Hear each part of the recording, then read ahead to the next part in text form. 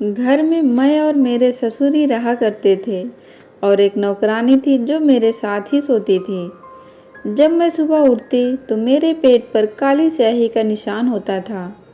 एक दिन मैंने अपनी नौकरानी को नींद की दवा खिलाकर अपनी जगह सुला दिया, क्योंकि मैं देखना चाहती थी सच उसके ससुर ऐसे ही हैं। लेकिन कुछ ही देर में मेरे ससुर आए और मुझे समझकर नौकरानी के साथ पिछले 20 दिन से रोज मेरे पेट पर एक काला निशान नजर आ रहा था। ये कुछ स्याही जैसा दिखाई दे रहा था और इस निशान से मैं बहुत परेशान हो गई। कौन था रोज रात में यह निशान मेरे पेट पर लगाता था? मैं जब भी नहाती तो ये निशान हल्का हो जाता था, पर दोबारा रात को फिर से उसी जगह ये निशान मुझे दिखता था। पहली बार जब मैंने ये निशान देखा तो मुझे लगा कि शायद कुछ लग गया हो, लेकिन अब ये निशान रोज मेरे पेट पर मुझसे नजर आने लगा था। मैं शक करती थी भी तो किस पर, क्योंकि घर में मेरे अलावा बस 2 ही लोग थे, एक मेरे ससुर जी और दूसरी एक काम वाली लड़की जो कि मेरी ही उम्र की थी। बात यह है कि मेरी शादी के बाद मेरे पति को वापस विदेश जाना पड़ा, क्योंकि वो वहीं जॉब करते थे। मेरे ससुराल में मेरे ससुर जी ही थे। सास की तो पहले ही मृत्यु हो चुकी थी और मेरे पति ईशान अपने माता पिता के इकलौते बेटे थे, लेकिन जॉब दूसरे शहर में करते थे। मेरे पति अक्सर मुझे कहते थे कि तुम्हारा वीज़ा लगवाकर तुम्हें भी मैं अपने पास बुला लूँगा। मैं अपने पति के जाने पर बहुत उदास थी। मन नहीं लगता था घर में। वो तो अच्छा है कि घर में एक नौकरानी भी थी जो दिन रात रहती थी, वरना घर में तो मेरे ससुर जी अकेले होते। लोग तरह तरह की बातें न बनाएं, इसलिए मेरी शादी से कुछ दिन पहले ही एक नौकरानी को दिन रात के लिए मेरे पति ने रख दिया था। पूरे घर का काम वही करती थी और रात को मेरे साथ सो जाती थी। वो भी जवान लड़की ही थी। पहले तो मेरे ससुर जी का ज़्यादातर समय अपने कमरे में ही गुजरता था या फिर लॉज में टीवी देखकर।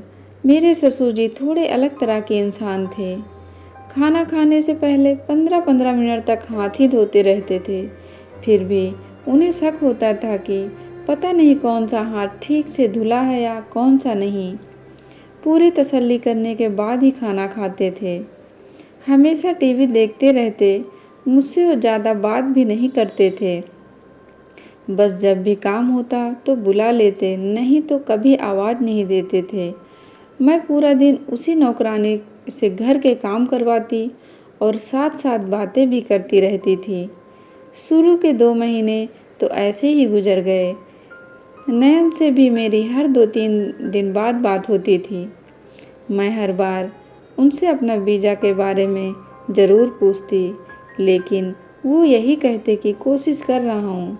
जब कभी मैं नौकरानी से अपने ससुर जी के कमरे में सफाई करने को कहती तो वो नहीं करती थी। कहती थी, दीदी आप भी मेरे साथ चलो, मुझे अकेले बहुत डर लगता है। बार बार मुझसे कभी बैठकर चादर बदलवाते रहते हैं, कभी कहीं झाड़ू लगाते हैं, कभी कहीं।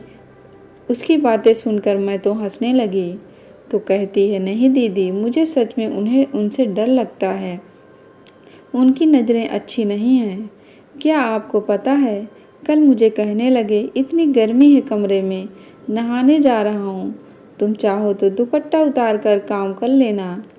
मुझे उसकी ये बात बहुत अजीब सी लगी, तो मैंने यह कहकर टाल दिया कि बेटी समझकर तुम्हारा ख्याल किया होगा।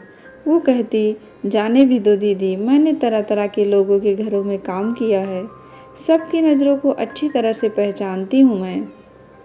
ये बोलते हुए वो किचन में चली गई और मैं भी अपने कामों में लग गई। तरह के लोगों के घर में काम किया है सबका, लेकिन अब जो मेरे साथ हो रहा है वो कुछ अजीबोगरीब था। आखिर कौन था जो रोज़ रात को काला रंग मेरे पेट पर लगाता था और मुझे महसूस भी नहीं होता था। रात को मैं बहुत देर तक जागती रही। वो काम करने वाली लड़की मेरे ही कमरे में ज़मीन पर बिस्तर लगाकर सोती थी। रात के करीब 2 बज गए और मैं अब तक उठी ही थी, ये देखने के लिए कि कौन ऐसा करता है लेकिन फिर पता नहीं कब मुझे नींद आ गई। पूरा दिन घर के कामों की वजह से मैं इतना थक जाती थी कि पूरी रात मेरे लिए उठना बहुत मुश्किल था। एक दिन तो मेरे होश ही उड़ गए जब मैंने अपने ससुर जी को उंगली से किसी खाली कागज़ पर कुछ लाइनें खींचते हुए देखा। मैं तो उन्हें शाम की चाय के लिए गई थी, लेकिन जो कुछ देख चुकी थी वो मेरे होश उड़ाने के लिए काफ़ी था। जब उनकी मुझ पर नज़र पड़ी तो पहले तो मैं घबरा गई और मुझे देखते ही वो गुस्से से बोले, तुम बिना पूछे क्यों मेरे कमरे में आ जाती हो? क्या तुम्हें किसी ने यह तमीज़ नहीं सिखाई कि दरवाजे पर पूछकर इजाज़त लेते हैं? पहली बार उन्होंने मुझसे इस लहजे में बात की थी। मेरा तो रंग फीका हो गया था और मैं वापस पलट गई और सीधा अपने कमरे में आ गई। अब तो मेरे दिल की धड़कनों का यह आलम था कि जैसे सीने से दिल निकलकर बाहर ही आ जाएगा। मेरे पेट का निशान अब तो मेरे दिमाग में घूम रहा था। तो क्या वो निशान मेरे ससुर जी ने लगाए हैं? दिल ये मानने को तैयार ही नहीं था। वो तो मेरे पापा की जगह हैं। मैं ऐसा कैसे सोच सकती हूँ? लेकिन हकीकत थी कि मेरे पेट पर जिस तरीके की स्याही का निशान होता था, मेरे ससुर भी उसी रंग की स्याही से कागज़ पर कुछ लकीरें खींच रहे थे। एक दिन मैं अपने कमरे से निकलकर किचन में गई तो मेरे ससुर जी नौकरानी के पीछे बिल्कुल पीछे खड़े थे। वो बड़े ही आराम से बर्तन धो रही थी, उसके बहुत करीब थे। मुझे ये बात बहुत अजीब सी लगी। इसका मतलब कि नौकरानी उस दिन ठीक कह रही थी कि मेरे ससुर जी की नज़र और नीयत अच्छी नहीं है। मैं किचन से चली गई और मैंने अपने ससुर से कहा कि पापा, आप यहाँ क्या कर रहे हैं? क्योंकि मैं उन्हें आज से पहले कभी किचन में नहीं देखा था। वो मेरी आवाज़ पर बुरी तरह से हड़बड़ाए। मुझे किचन में देखकर कुछ अलग सा व्यवहार करने लगे। इतने में मेरी आवाज़ पर वो नौकरानी भी बर्तन धोना छोड़कर मुझे देखने लगी। वो भी शायद मेरे ससुर के वहाँ होने से बेखबर थी। अजीब नज़रों से हम दोनों को देख रहे थे। वो मैंने नौकरानी को नज़रअंदाज किया और ससुर से किचन में आने की वजह पूछने लगी तो वो कहने लगे कि मैं बस इस नौकरानी की छुट्टी करवा दूंगा।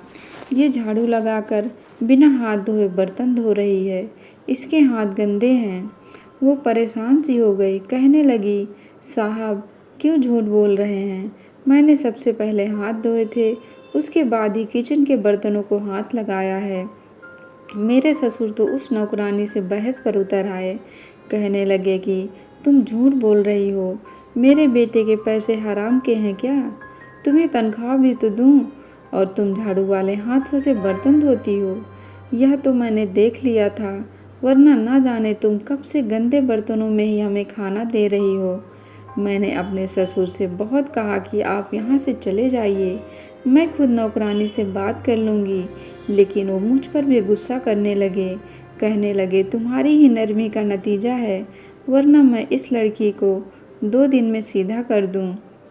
मेरा बेटा परदेश में ना जाने कैसे कैसे अपना गुजारा करके घर पर पैसे भेजता है और यह लड़की मुझे गंदे बर्तन में खाना देती है। आज से तुम ही मेरे बर्तन धो के मुझे खाना दोगी। उस पर चिल्लाते हुए आगे निकल गए। लड़की तो रोने लगी, कहने लगी मुझे यहाँ काम नहीं करना, पैसे लेते हैं तो अपनी मेहनत के लेते हैं, हमने अपनी इज्जत नहीं बेच रखी है। जो यह साहब मुझे इतनी बातें सुना रहे हैं, वो भी गुस्से से नौकरी छोड़ने को तैयार बैठी थी। मैंने उसे अपने गले लगाकर चुप करवाया। मैं ससुर जी के साथ अकेली नहीं रहना चाहती थी। मुझे यह हौसला था कि एक औरत मेरे साथ रहती है। अभी तो मैं एक परेशानी से निकल नहीं पाई थी कि मेरे पेट पर काली स्याही के निशान आता कहाँ से है। एक नौकरानी के कमरे में होते हुए कैसे मेरे ससुर जी मेरे कमरे में आ सकते हैं। मैंने नौकरानी से कहा कि तुम बर्तनों को हाथ नहीं लगाना, मैं खुद धो दूंगी, लेकिन तुम काम छोड़कर मत जाओ। मैंने बड़ी मुश्किल से नौकरानी को राजी करके किचन से बाहर निकाला। तभी लॉन में मेरे ससुर मेरे पति से फ़ोन पर बहस कर रहे थे कि वो नौकरानी को घर से निकाल दें, लेकिन मैं भी सोच चुकी थी कि नयन से साफ कह दूंगी कि नौकरानी को मैं कभी नहीं निकालूंगी। अब तो मैं बिल्कुल भी अकेले रहने के हक में नहीं थी।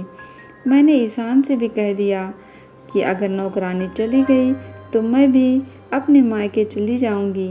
पापा को बर्तनों से तकलीफ़ है तो मैं खुद धो दूंगी। मेरे पति ने अपने पापा को न जाने कैसे समझाया, क्योंकि अब वह बहस नहीं कर रहे थे। मैं खुद बर्तन धोने लगी। मैं खाना ससुर के सामने खुद रख देती थी। अभी मैं कुछ देर आराम के लिए अपने कमरे में जाने लगी तो वो मुझसे कहने लगी कि आज के बाद मुझे यह नौकरानी मेरे कमरे में नज़र न आए। आज के बाद मेरे कमरे की सफाई का ख्याल तुम रखोगी। यह सुनकर मैंने सिर हिला दिया। मैंने सोचा कि अभी सब गुस्से में हैं, 2-4 दिन काम कर लेती हूँ, फिर खुद ही ठीक हो जाएंगे। लेकिन मुझे क्या पता था कि उनका मुझे अपने कमरे में बुलाने का मकसद क्या था। मैं जब ससुर के कमरे में पूछ कर गई ताकि उनसे कमरे में सफाई कर दूं, तो फिर से काली स्याही से सफ़ेद कागज़ पर लकीरें खींच रहे थे। मुझे देखकर जल्दी से सब कुछ दराज में रख दिया और सीधे होकर बैठ गए। मैंने कहा, पापा मैं सफाई कर दूं? तो कहने लगे, हाँ कर दो। मैंने उनके बेड की चादर बदली और झाड़ू लगाने लगी, लेकिन वह बार बार मुझे ही देख रहे थे। एक बार भी उन्होंने मुझसे नज़रें नहीं हटाई थी। अगर वो यूं ही देखते तो मैं कभी भी सुकून से काम नहीं कर सकती थी। मेरे हाथ भी घबराहट के मारे कांपने लगे।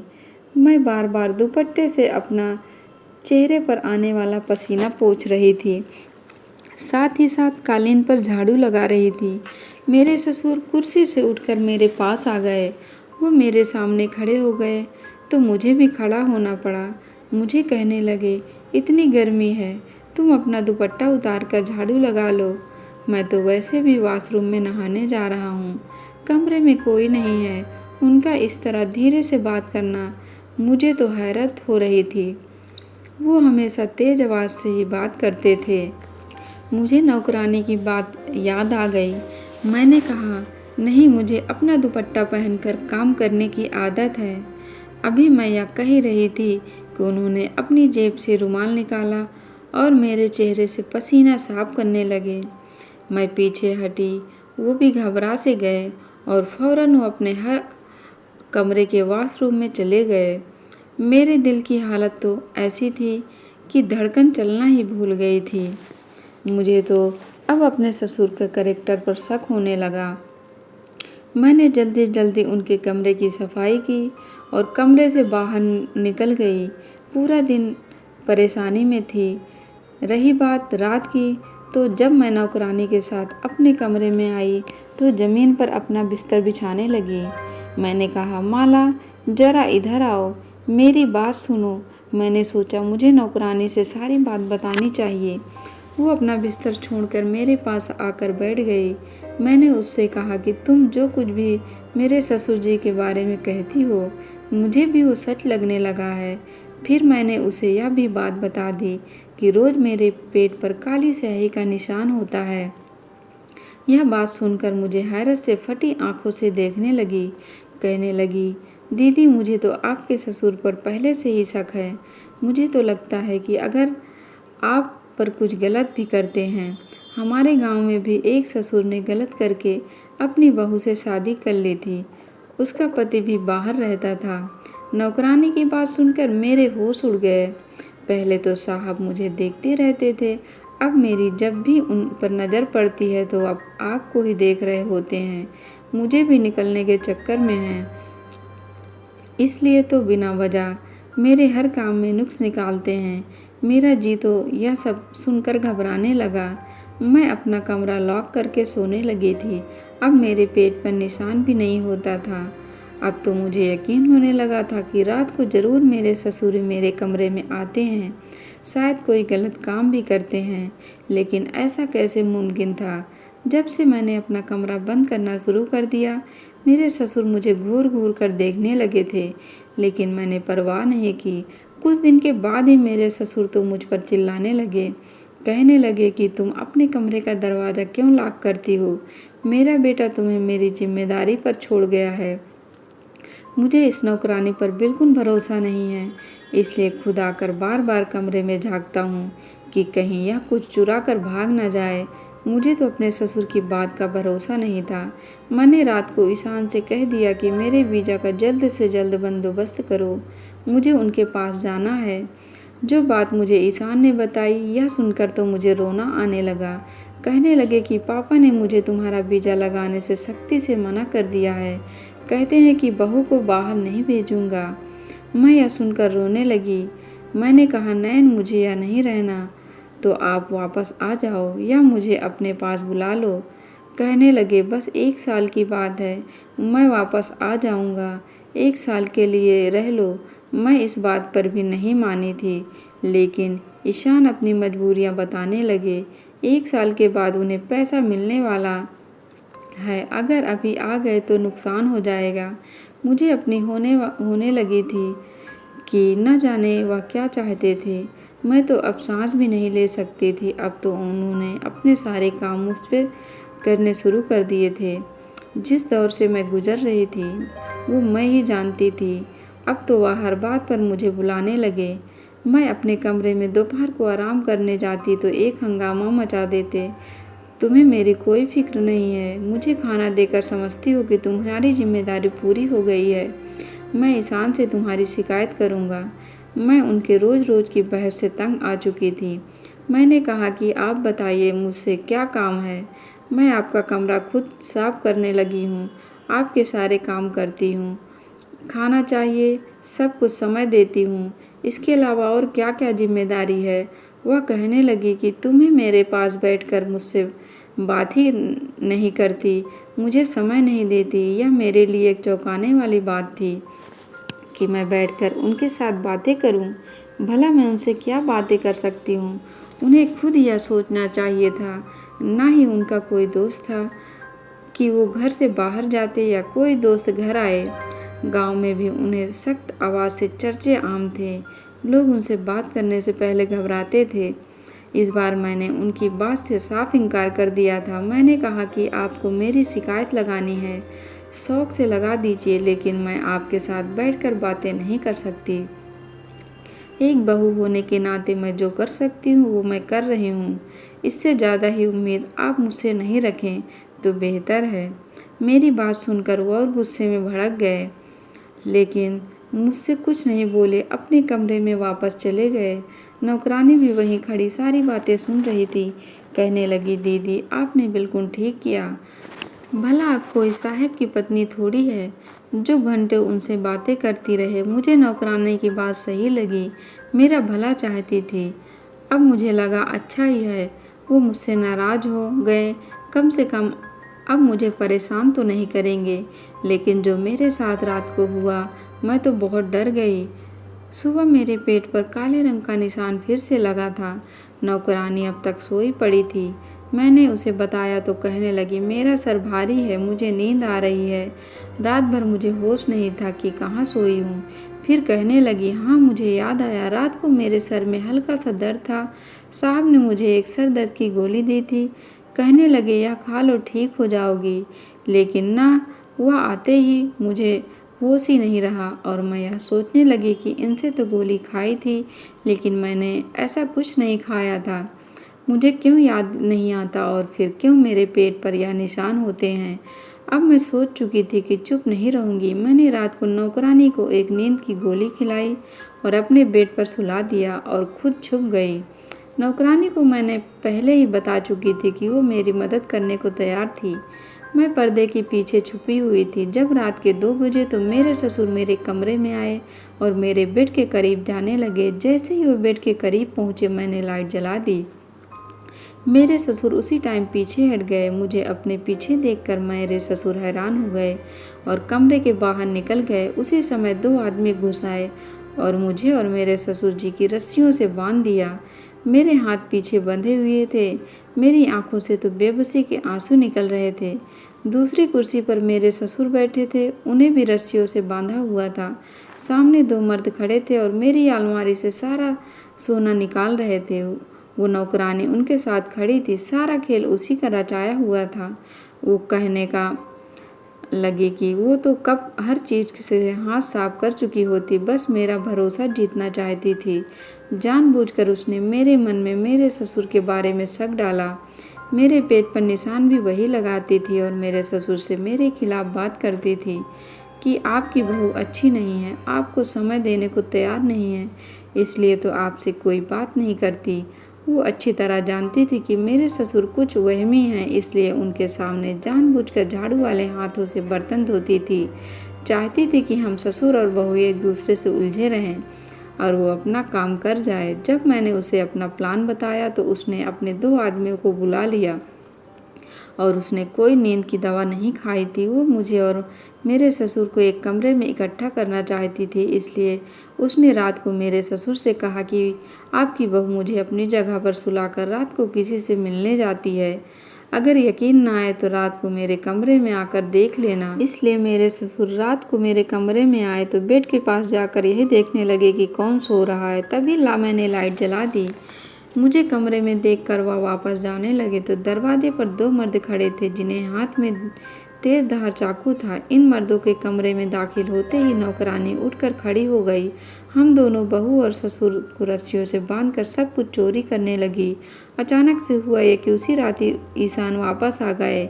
हमें सरप्राइज देना चाहते थे, लेकिन जैसे ही घर पहुंचे, घर का मेन गेट खुला था तो वह घबरा से गए और जब अंदर आए तो मर्दों की आवाज़ें सुनकर समझ गए कि कोई चोर घर में घुस आए हैं। उन्होंने ससुर के कमरे में जाकर पुलिस को फ़ोन किया और पुलिस घर पहुंच गई और हम बाल बच गए। मेरे दूसरे शहर में जाने से सख्ती से मना कर दिया कि हम कम पर गुजारा कर लेंगे, लेकिन किसी नौकर को दिन रात अपने घर नहीं रखेंगे। वह घर के भेदी होते हैं और फिर जब मौका मिलता है तो अपना काम कर जाते हैं। शादी को 5 साल गुजर गए हैं। अब मेरे 2 बच्चे भी हैं, लेकिन मैं घर के सारे काम खुद करती हूँ। नौकरानी के लिए अगर मेरा पति कह भी दे तो मैं साफ इनकार कर देती हूँ। दोस्तों, आपको कहानी कैसी लगी कमेंट बॉक्स में ज़रूर बताएं और वीडियो को लाइक शेयर और चैनल को सब्सक्राइब करें। धन्यवाद दोस्तों।